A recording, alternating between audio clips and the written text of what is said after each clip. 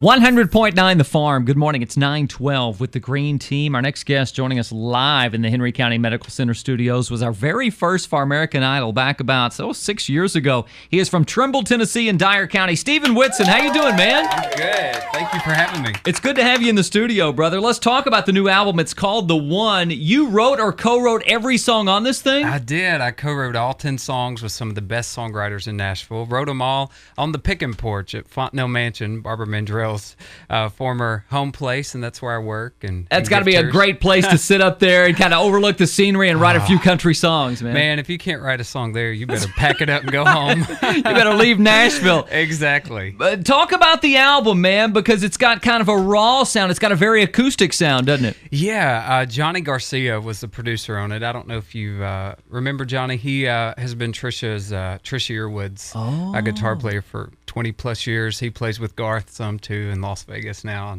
and he just really brought to the table just a real I think it suits my voice because it's kind of just stripped away. It's not very produced or anything. Right. It's real natural. It's kind of like these songwriting rounds that I do out in Nashville, and there's a cajon, and I've got Melanie Cannon who did all of Kenny Chesney's earlier background vocals. Her dad's Buddy Cannon, the great producer. You've met so many people in Nashville. How long have you've been there? How many years? 3 years. Only 3 years. Yeah. And I see you all over the place, man. You're doing shows here. You're doing shows there. Yeah. I see you at the CMA Awards. Yeah. You're filling seats. You'll be right behind Lady Annabella or something. Yeah. You've made some great contacts there, man. I'm just, Mama said I can sleep when I'm dead, so that's what I'm going to do. And as, people always ask me the question, when are you going to make it in this business? Because I've been, doing it for a long time since I was a little boy, and I have made it, Kelly, because I'm happy, and I think happiness is making it. That's what it's all about. Yeah, I mean,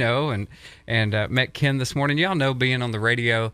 I mean, that's what you love to do. So it's not like you're trying to do get any higher. We ain't getting rich off this job, brother. Well, but you're right. A wise man once said, if you have a job that you're happy with, you'll never work another day in your life. Exactly. And that's the way I feel about my life. Exactly. And I mean, we all have those days when we're like, yeah, it is a job. But I mean, you grin and bear it, and you get through it. And I wrote a song, it's not having what you want, it's wanting what you have. Yeah. And that's so true. And I've grown so much just by writing this album. I started out, wrote the song I want to perform for you in a little bit called The One, and wrote it for this girl that I thought might be the one. Of course, she wasn't. Let's talk about that. No, let's don't talk about that. But we're great friends, and I got a great idea out of it. Yeah. So thank you. And it was just... At least she was good for something. No. No, it wasn't that way at all. Right, of course not. She was a friend, and I thought, man, if she's not the one, she's like the one I'm looking for. So I said that to my buddy, and he's like, that's a song, and that's when it started. Right. Because I never considered myself a songwriter, and once we got that idea, it just took off from that, and that's when these songs just started pouring out. I guess once you get to Nashville, you kind of have to learn to become a songwriter if you're not already, right? Well, you have to be. Mark Oswald, the owner of Fontenelle now, he and Dale Morris, they manage the biggest names in country music: Kenny Chesney, Martina McBride, Jake Owen, and they managed Alabama for 25 years. And the piece of advice they gave me is, you've got to be a triple threat in this business. You got to play, write, and sing. Yeah. And so that's what I'm doing. What was the most difficult one for you? I mean, was it the writing thing to learn that? You were a great performer back when you won Far American Idol. It's the playing for me. That's what I'm so hard on myself about guitar playing. And I play well enough to write and to come to studios and play on radio. And now I was hiring guitar players and paying them $50 to $75 a pop to play 3 songs for me. And I was getting on up there in money-wise, and I was like, I got to learn to play at least 3 songs. That's right. There you go.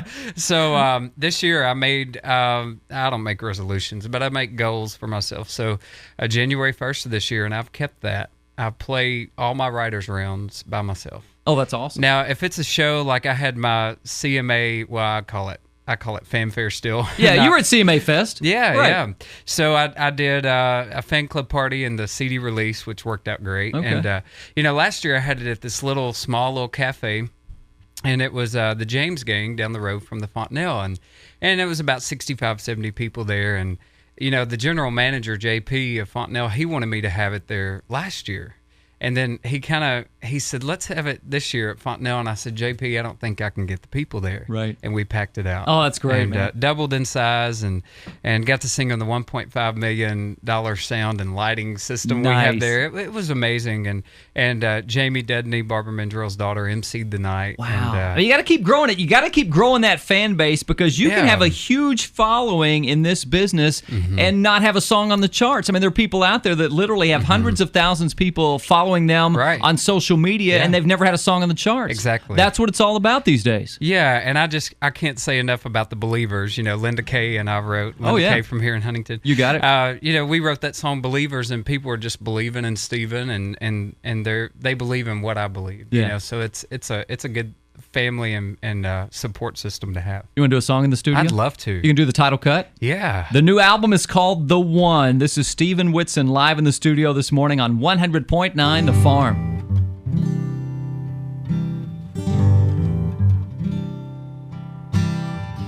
On the night we met, rain pouring down, we got soaking wet. On the banks of the river on a summer night, we were killing time. I didn't have the guts to put your hand in mine, but I knew it was a feeling that I couldn't fight. I'd met a few other girls before, but I never could say that I felt this sure. You might just be the one I'm looking for. Every time I look into your eyes, I keep wanting more.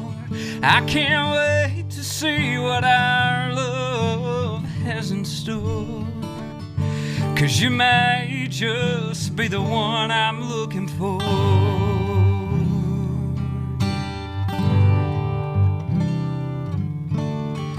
Running down the street, the sign in the diner said, take a seat.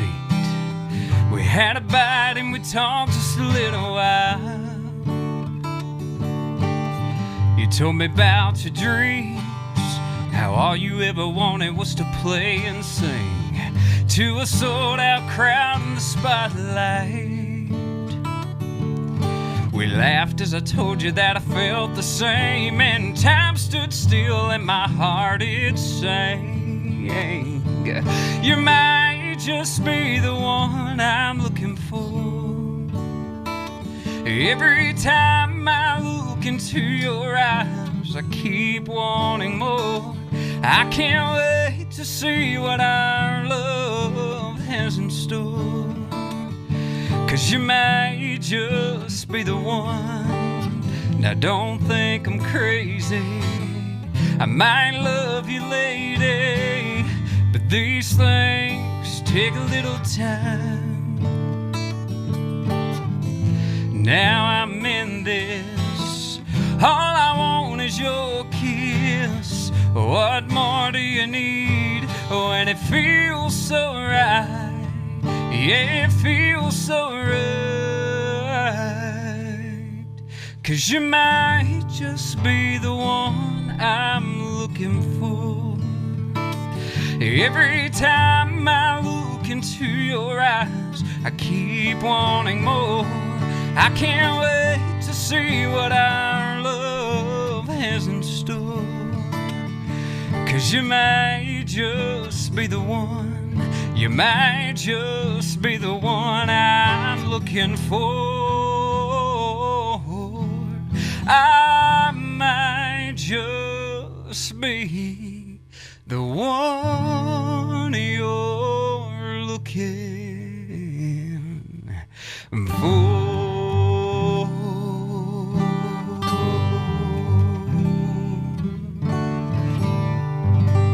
Man, that's nice. Thank you. Stephen Whitson live in the studio this morning on 100.9 The Farm.